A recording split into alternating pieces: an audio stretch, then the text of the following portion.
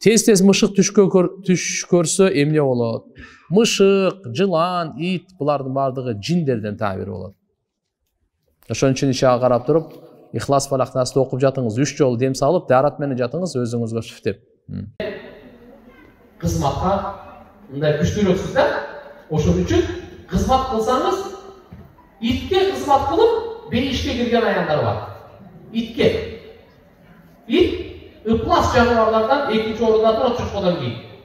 Пайгамбарыбыз хадисте айткан, бир ит суусап чаңкап өлөйүн деп калды.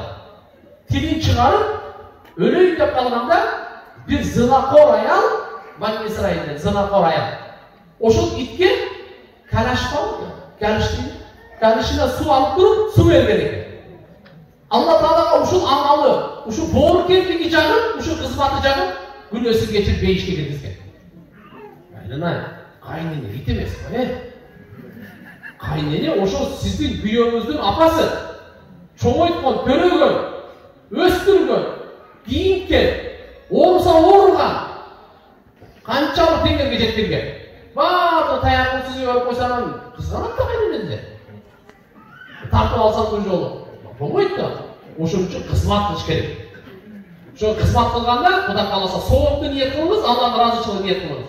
Мен ойлойм, таш жүрөктөр дагы эрип кетет го деп ойлойм да. Кудай кааласа иншалла, мына ысытма суытма бул чыпыкар эмес, чын айтайын. Сиз кызмат менен амалды кылыңыз.